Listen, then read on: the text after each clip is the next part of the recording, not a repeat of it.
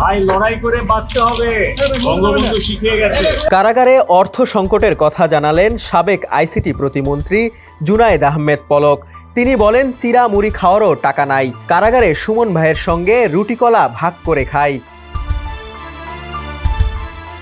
জুলাই অভ্যুত্থানের সময় ধানমন্ডি থানায় দায়ের হওয়া এক মামলায় গ্রেপ্তার দেখানোর আবেদন নিয়ে বুধবার সকালে তাকে কাশিমপুর কেন্দ্রীয় কারাগার থেকে ঢাকার চিফ মেট্রোপলিটন ম্যাজিস্ট্রেট আদালতে হাজির করে পুলিশ।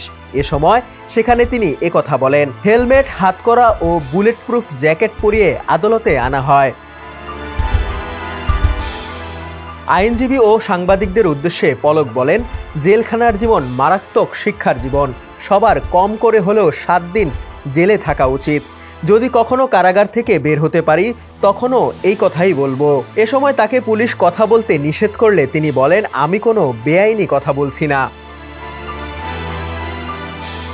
আদালতে কথা বললে রিমান্ড বাড়িয়ে দেওয়া হয় বলেও অভিযোগ করেন পলক। তিনি বলেন, কথা বললে রিমান্ড বাড়িয়ে দেয়, আইনজীবীরা কথা বললে রিমান্ড বেড়ে যায়। মহানগর পাবলিক প্রসিকিউটর ওমর ফারুকের দৃষ্টি আকর্ষণের চেষ্টা করে সালাম দেন পলক। তবে সাড়া না দিলেও পরবর্তীতে পিপি তার সালামের উত্তর দেন।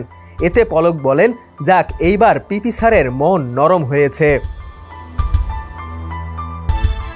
আইনজীবীদের সঙ্গে কথা বলার সময় তিনি সাংবাদিকদের উদ্দেশ্যে বলেন, আমাদের নিয়ে লেখার সময় আপনারা একটু সদয় হবেন। মামলার শুনানি শেষে পলককে ধানমন্ডি থানার মামলায় গ্রেপ্তার দেখানোর আদেশ দেন Dhaka metropolitan magistrate MA Azharul Islam. পরে তাকে চিফ মেট্রোপলিটন ম্যাজিস্ট্রেট আদালতের গারদখানায় নিয়ে যাওয়া হয়।